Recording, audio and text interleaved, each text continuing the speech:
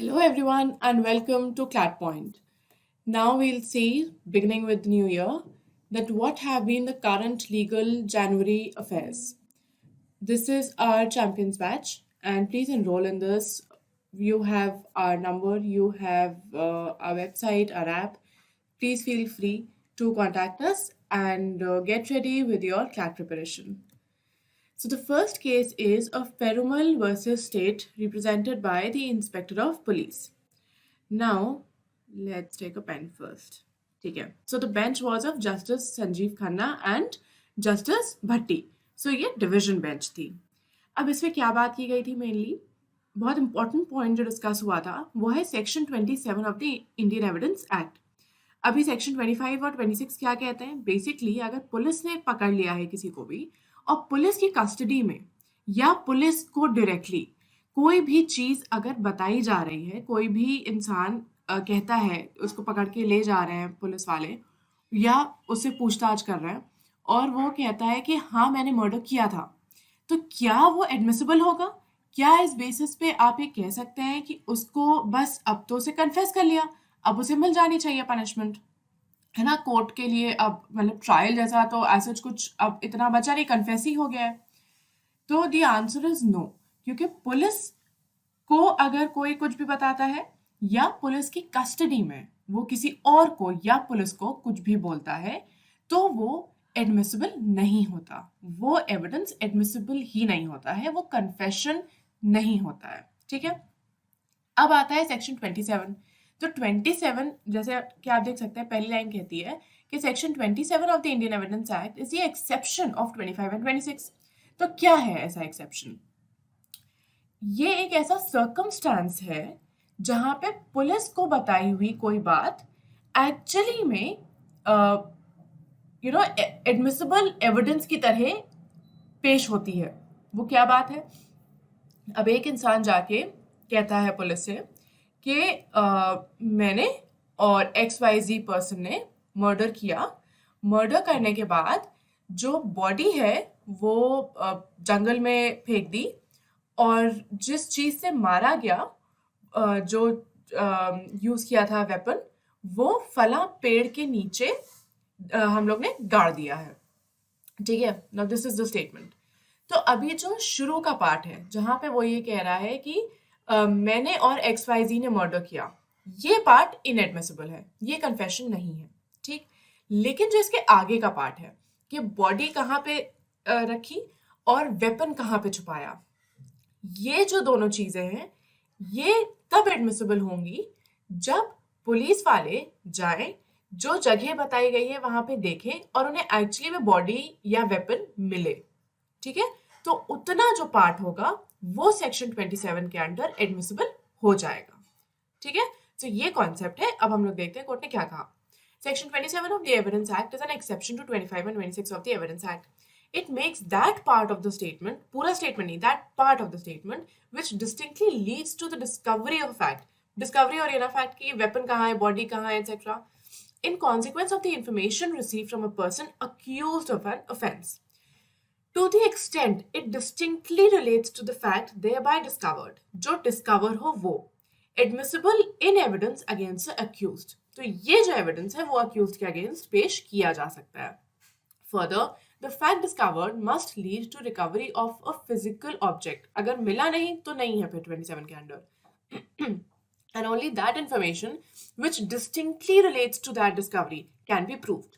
Section 27 of the Indian Evidence Act is based on the doctrine of confirmation by subsequent events. तो अब confirm हो गया ना, जब वहां जाके body मिली, वहां जाके weapon मिला कि हाँ भाई तुम्हें कुछ तो मालूम है. A fact is actually discovered in consequence of the information given, which results in the recovery of a physical object.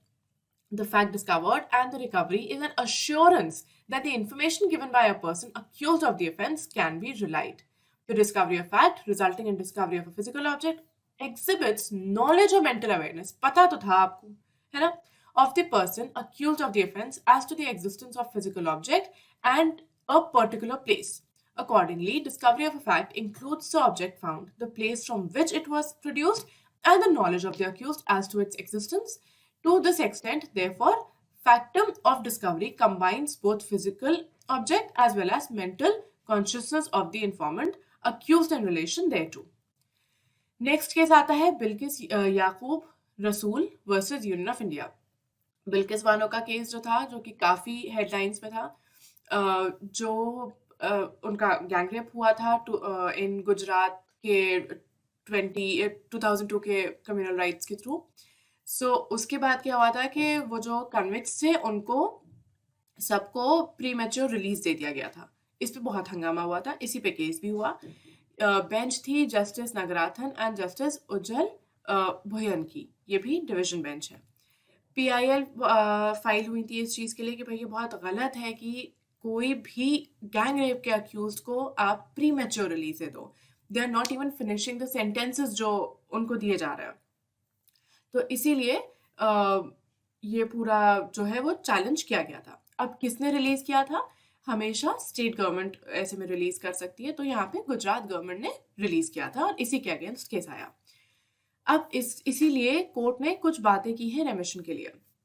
Court ने कहा कि जो एप्लीकेशन है for remission under 432 of CrPC could only be before government of the state, सिर्फ state government के सामने जाती है, within whose territory the applicant was convicted. ये नहीं है कि लखनऊ में छोड़ा गया और आप दिल्ली में केस कर रहे हैं या मुंबई में केस डाल रहे हैं, नहीं, जहां पे कन्विक्ट हुआ है उसी स्टेट में जाता होता है। And not before any other government whose territorial jurisdiction the applicant may have been transferred on conviction of where the offence has occurred. Second क्या है? A consideration for remission must be by way of an application under section 432 of CRPC which has been made by the convict on or on his behalf. Application के through जाएगा, 432 CRPC में जाएगा और government of state को ही जाएगा।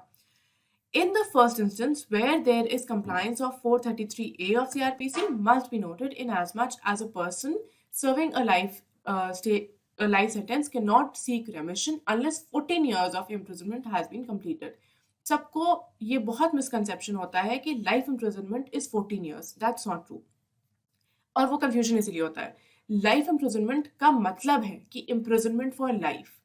अगर आपको compute करना है कहीं पे भी, जैसे अगर डिफॉल्ट बेल लेनी है या इस तरह से कहीं पे भी कंप्यूट करना है कि भाई इतने साल की सजा है तो ये होगा वाली चीज, तो अब लाइफ इम्प्रिजनमेंट कैसे होगा? किसी की कितनी लाइफ बची है तो पता नहीं है, तो 20 साल ले लिया जाता है और ये आईपीसी से ही आता है। लेकिन 14 years क्यों सब मानते हैं? क्योंकि अगर रेमिशन है, अगर आप माफी मांग रहे हैं कि भैया हो गई गलती, अब प्लीज मुझे लाइफ इम्प्रिजनमेंट मत करिए, मुझे माफ कर दीजिए, तो ऐसी माफी में भी 14 साल से कम उस इंसान की सजा नहीं की जा सकती जिसको लाइफ इम्प्रिजनमेंट मिला हो। इसीलिए एक बहुत गलत मिसकॉन्सेप्शन है that life imprisonment is 14 years, it is not. But हाँ, अगर किसी को लाइफ इम्प्रिजनमेंट मिला है तो रेमिशन जो है वो 14 years से कम का आप नहीं कर सकते, कम से कम 14 साल तो उस इंसान को जेल में बिताने होंगे। The guidelines under 432 clause 2 with regard to the opinion to be sought from presiding judge of the court which had convicted the applicant must be complied with mandatorily.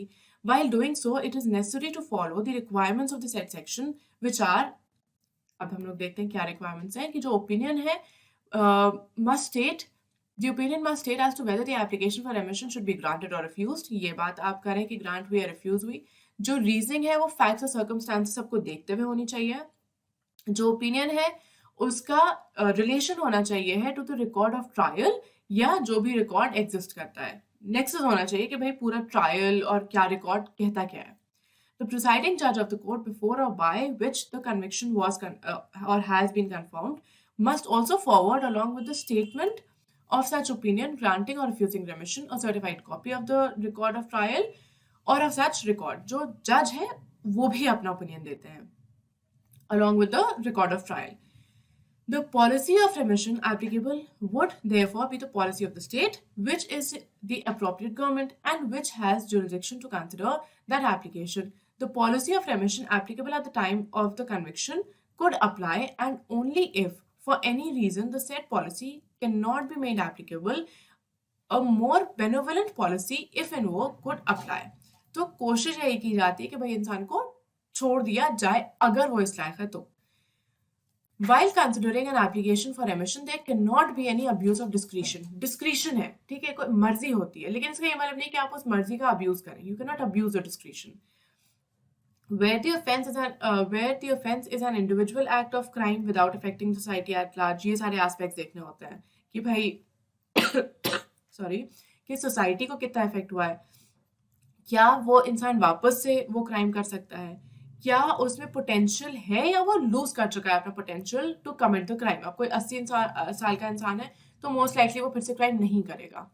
Where there is any fruitful purpose of confining this convict any more, socio economic condition क्या है family की, ये सब देखना चाहिए। और क्या होना होता है सेक्शन के लिए, there has also to be consultation in accordance with 435। Jail advisory committee होती है which has to consider the application for remission, may not have district judge as a member in as much as the district judge being judicial officer may coincidentally be the very judge who may have rendered the opinion। तो वैसे तो district जज होना चाहिए until unless district जज वही जज है जिसने कि केस दिया है, जिसने कि पूरा ट्रायल किया है। रीजन फॉर ग्रांट और रिफ्यूजल जो भी है, आप ग्रांट करें या रिफ्यूज करें रेमिशन, ये बात साफ साफ एक ऑर्डर में होनी चाहिए जो स्पीकिंग ऑर्डर कहते हैं, यानी कि उसमें रीजंस मेंशन हो उस ऑर्डर में। When an application for remission is granted under provisions of the Constitution, the following among other tests may apply to consider its legality। कि लीगल था कि नहीं था, by way of judicial review कैसे देखेंगे कि भैया एप्लीकेशन ऑफ माइंड था कि नहीं था, अकल लगाई, समझा, केस देखा, इंसान को देखा, या ऐसे ही बस कुछ भी ऑर्डर पास कर दिया। क्या ये ऑर्डर मैलिफाइड है, क्या कोई खराब इंटेंशंस हैं, that the order has been passed on extraneous or wholly irrelevant considerations, वो चीजें कंसिडर की गई हैं जिनका मतलब ही नहीं बनता था। That relevant material has been kept out of consideration, जो चीज सोचनी चाहिए थी, जो देखनी चाहिए थी, वो तो आपने कंसिडर ही नहीं किया, या फिर एक आर्बिट्ररी ऑर्डर है। ये सब के देखते हुए जुडिशियल रिव्यू में देखा जाता है कि रेमिशन सही हुआ कि नहीं हुआ। इसके बाद कहा गया रूल ऑफ लॉ पे। रूल ऑफ लॉ पे कोर्ट ने क्या बोला, rule of law means wherever and whenever the state fails to perform its duties, the court would step in to ensure that the rule of law prevails over the abuse of process of law। तो जब भी state abuse करेगी process of law को, court उसको बचाएगा, ऐसा court कह रहा है। Such abuse in result from inter alia inaction और इवन आर्बिट्ररी एक्शन, या तो सरकार ने कुछ किया नहीं या तो आर्बिट्ररी एक्शन किया, of protecting the true offenders, जो ऑफेंडर्स हैं या तो उनको बचाया और या फिर जो है वो कुछ किया ही नहीं उनके खिलाफ, or failure by different authorities in discharging statutory or other obligations in consonance with the procedural and penal statutes। Breach of law amounts to negation of equality under Article 14 of the Constitution। More importantly, rule of law means no one, howsoever high or low, is above the law। Law के ऊपर कोई नहीं आता, चाहे कोई कितना बड़ा हो, वो लॉ से कम होता है। It is the basic rule of governance or democratic polity। It is only through the courts that the rule of law unfolds, it counters and establishes its concept। The concept of rule of law is closely intertwined with adjudication by courts of law and also with the consequences of decisions taken by court। Therefore, the judiciary has to carry out its obligations effectively and true to the spirit with which it is scarcely entrusted the task, and always in favor of rule of law। There can be no rule of law if there is no equality before law। अगर law के सामने सब equal नहीं है, किसी पे law ज्यादा apply कर रहा है, किसी पे अप्लाई नहीं कर रहा है, तो रूल ऑफ लॉ नहीं है मतलब। And rule of law and equality before law would be empty words if their violation is not a matter of judicial scrutiny or judicial review। And relief and all these features would lose their significance if the courts do not step in to enforce the rule of law। Thus, the judiciary is a guardian of the rule of law and central pillar of democratic state। Therefore, judiciary has to perform its duties and functions effectively and remain true to the spirit with which they are sacredly entrusted to it।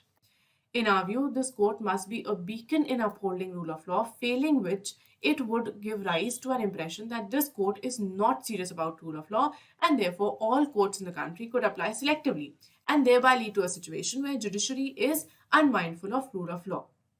Courts अगर ध्यान नहीं देंगे तो rule of law India में नहीं रहेगा, is what court is saying।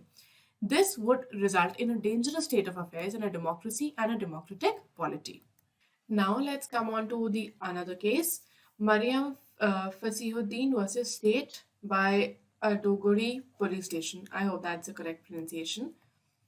Now this was again a division bench, Justice Suryakant and Justice Vishwanathan। The court has actually explained a very important section of the IPC in this. Two sections of IPC. We'll see the other in a few slides to come. So the first is section 420. अभी इसके क्या components होते हैं? 420 कब actually में apply कर सकता है? So let's go through that. It is thus paramount that in order to attract the provisions of Section 420 IPC, the prosecution has to not only prove that the accused has cheated someone, but also that by doing so, he has dishonestly induced the person who has cheated to deliver property. तो दो चीजें करनी है, एक ये कि cheat किया, ठीक, और दूसरा ये कि उस चीटिंग से क्या मिला. ये मिला कि वो जो प्रॉपर्टी थी उस इंसान के पास, उसने वो प्रॉपर्टी आपको दे दी. तो दो चीजें, सिर्फ चीट करके छोड़ देना इज नॉट 420, ठीक है. सिर्फ डिसऑनेस्टली प्रॉपर्टी इंड्यूस करना इज नॉट 420. ये दोनों चीजें जब होंगी तब होगा वो 420. तो इसके 3 कंपोनेंट्स हैं. फर्स्ट है डिसेप्शन ऑफ द पर्सन, ठीक है, डिसीव करना है उस इंसान को. सेकेंडली फ्रॉडुलेंटली और dishonestly inducing that person to deliver any property, ठीक. एंड थर्ड इज मेंस्ट्रिया और डिसऑनेस्ट इंटेंशन. ये सब कुछ एक डिसऑनेस्ट माइंड से हो रहा है. अगर ऑनेस्ट माइंड से हो रहा है, अगर उसी के फायदे के लिए हो रहा है और समथिंग ऑफ दैट सॉर्ट, तो फिर वो नहीं आएगा 420 में. Now there is no gainsay that for the offense of cheating, fraudulent and dishonest intention must exist from inception when the promise or representation was made.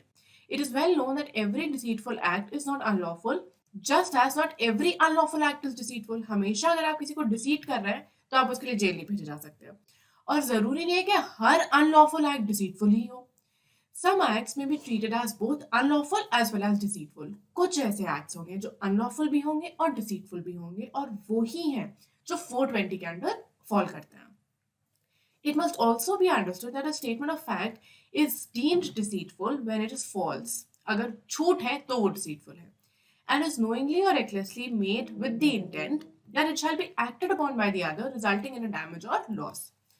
Cheating, therefore, generally involves a preceding deceitful act that dishonestly induces a person to deliver any property or any part of valuable security, prompting the induced person to undertake the said act, which they would not have done but for inducement. अगर inducement नहीं होता तो वो अपनी property का वो part deliver नहीं करते या अपनी प्रॉपर्टी डिलीवर नहीं करते. अगर वो अदरवाइज भी डिलीवर करने वाले थे प्रॉपर्टी, तो वो 420 नहीं हुआ. वो 420 सिर्फ तब हुआ जब आपके डिसीट करने के चक्कर में उसी वजह से वो अपनी प्रॉपर्टी जो है वो डिलीवर कर रहा. There are 2 primary components that need to be fulfilled in order to establish the offense of forgery. Namely, that the accused has fabricated an instrument, and second, it was done with the intention that the forged document would be used for purpose of cheating. I have a bad throat जो कि आप लोग अब तक समझ में आ गया होगा, so I'm sorry for that.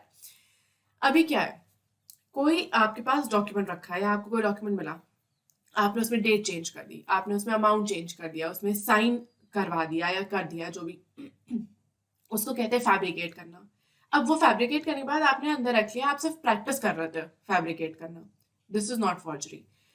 उसको आपने इस इंटेंशन से फॉर्ज किया कि अब हम इसको यूज करेंगे, किसी को डिसीट करेंगे और उससे प्रॉपर्टी लेंगे. जैसे कि आपने एक XYZ चेक है किसी और का, उस पे जो है वो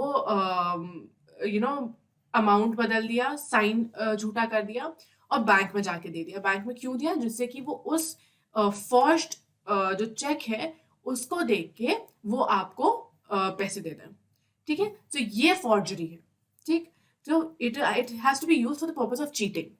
ठीक, simply put, the offense of forgery requires preparation of a false document with dishonest intention. Intention होना चाहिए. अब बैंक बंद था लेकिन आप बैंक गए, आपका इंटेंशन दिख गया साफ. Dishonest intention of causing damage or injury. The offenses of forgery and cheating intersect and converge as the act of forgery is committed with the intent to deceive or cheat an individual. तो कहाँ पे ये दोनों मिलते हैं? ये दो crimes कहाँ पे मिलते हैं कि एक चीटिंग हो सकती है बिना फॉर्जरी के. ठीक है, बिना फॉर्जरी किए चीटिंग किया, किसी को झूठ बोला, कुछ और दिखाया कि देखो देखो ये हमारे पास डॉक्यूमेंट उसने दिया था, सच्चा डॉक्यूमेंट है, और आपने एक इंसान को बेवकूफ बनाया, डिसीट किया, बुद्धू बनाया और आपने कोई उससे फायदा उठाया। फॉर्जरी का क्या है? फॉर्जरी का ये मतलब है कि आपने कोई से डॉक्यूमेंट में चेंजेस किए और फिर चीट किया, ठीक है? With the help of that forgery you have induced a person to give you some property or a valuable asset or anything. तो यहाँ पे दोनों चीजें इंटरसेक्ट करती हैं कि फॉर्जरी क्या होती है कि आप कुछ चेंजेस कर रहे हैं किसी डॉक्यूमेंट में, कुछ फॉल्स बना रहे हैं विद द इंटेंशन कि अब इसको लेके हम चीट करेंगे, ठीक? Now CBI versus Kapil Wadhawan, bench justice Abhay Oka and justice उज्जवल भुयान। इसमें कोर्ट ने क्या बात की है? ये बहुत कॉमन टॉपिक है मगर इसमें बहुत लोगों को बहुत कंफ्यूजन होता है। It is 173 clause 2 and basically आपकी पूरी चार्जशीट और सप्लीमेंट्री चार्जशीट और डिफॉल्ट बेल का एक जो इंटरसेक्शन जहां जहां होता है वहां वहां का कंफ्यूजन। तो कोर्ट ने इसके बारे में क्या कहा है? The statutory requirement of the report under 173 clause 2 would be complied with if various details prescribed therein are included in the report. The report under 173 is an intimation to the court that upon investigation into cognizable offence, the investigating officer has been able to procure sufficient evidence for the court to inquire into offence and necessary information is being sent to the court. The report is complete if it is accompanied with all documents and statements of witness as required by 175 clause 5. Report complete कब है? जब आपने पूरा का पूरा जो दिया हुआ है उस सेक्शन में आपने सब कुछ कंप्लाई किया है। The benefit of the proviso appended to subsection 2 of 167 CRPC would be available to the offender only when charge sheet is not filed. 167 clause 2 क्या है? ये हमारी डिफॉल्ट बेल की बात करिए। जब तक चार्ज शीट नहीं फाइल हुई है with in the given time, जो कि 167 क्लॉज 2 में दिया हुआ है प्रोवाइजो, तब तक आपके पास ये है कि हाँ डिफॉल्ट बेल आप अप्लाई कर सकते हैं कि वो पीरियड ओवर हो गया और चार्जशीट नहीं फाइल हुई, ठीक है? वंस हाउएवर जैसे ही चार्जशीट फाइल हो गई, आपके पास डिफॉल्ट बेल का ऑप्शन सीज कर जाता है, खत्म हो जाता है। It may be noted that the right of the investigating officer to crave a further investigation, 173 clause 8 के under, is not taken away only because a charge sheet is filed. Charge sheet file होने के बाद ही actually होता है, charge sheet file कर दी, अब police वालों को कुछ और इन्फॉर्मेशन मिली, उनको अपनी इन्वेस्टिगेशन में पता चला कि अरे देखो अभी और चीजें हैं, तो अब वो क्या करेंगे? पुरानी चार्जशीट मांग तो लेंगे नहीं कि लाइए फिर से अमेंड करके भेजते हैं। तो ये होता है कि आप सप्लीमेंट्री चार्जशीट भेजते हो, आप फिर जितनी भी इंफॉर्मेशन मिली वो उसमें रिकॉर्ड होती है और फिर वो कोर्ट को दे दिया जाता है कि भाई ये भी चार्जशीट का पार्ट है। Though ordinarily all documents relied upon by the prosecution should accompany the charge sheet, nonetheless, for some reason, if all the documents are not filed within the charge sheet, that reason by itself would not validate or vitiate the charge sheet. तो अगर कोई document छूट जाता है charge sheet में file होने के साथ, तो हम लोग ये नहीं मानेंगे कि चार्ज शीट फाइल नहीं हुई और इस बेसिस पे आप डिफॉल्ट बेल नहीं ले सकते। आप ये नहीं कह सकते हैं कि अच्छा तुमने तो इतनी आधी चार्जशीट फाइल की है इसलिए हम ये मान के चलेंगे आपने चार्जशीट ही नहीं फाइल किया क्योंकि आपने कोई डॉक्यूमेंट छोड़ दिया, तो अब हम डिफॉल्ट बेल ले सकते हैं क्योंकि वो नंबर ऑफ डेज पूरे हो गए, ठीक है? 60-90 डेज में आपने पूरी चार्जशीट नहीं दी तो हम डिफॉल्ट बेल ले रहे हैं क्योंकि आपने कुछ उसमें से डॉक्यूमेंट्स छोड़ दिया, तो ये ऐसा नहीं कर सकते। It is also well settled that the court takes cognizance of the offence and not the offender. Cognizance हमेशा offence का ले आता है, offender का नहीं। Once from the material produced along with the charge sheet, the court is satisfied about the commission of an offence and takes cognizance of offence allegedly committed by the accused. It is immaterial whether further investigation is pending or not. बिल्कुल हो सकता है कि further investigation हो या हो सकता है ना हो, इसके बेसिस पे आपके डिफॉल्ट बेल के डेज में कोई फर्क नहीं पड़ जाता। चार्जशीट अगर कोई भी कुछ भी चार्जशीट फाइल हो गई है 60-90 डेज में, तो फिर आप डिफॉल्ट बेल नहीं ले सकते। आप ये नहीं कह सकते कि फला डॉक्यूमेंट मिसिंग है इसलिए हमें डिफॉल्ट बेल दो, माना यही जाएगा कि चार्जशीट फाइल हो गई। The pendency of further investigation caught the other accused or for production of some documents not available at the time of filing the charge sheet would neither vitiate the charge sheet nor would it entitle the accused to claim the right to get default bail on the ground that the charge sheet was incomplete or that the charge sheet was not filed in terms of 173 clause 2, जैसा कि बताया। So that's all. I hope आपके कुछ clear हुए हो concepts. Keep reading and keep learning law. See you in the next month. Bye bye. Take care.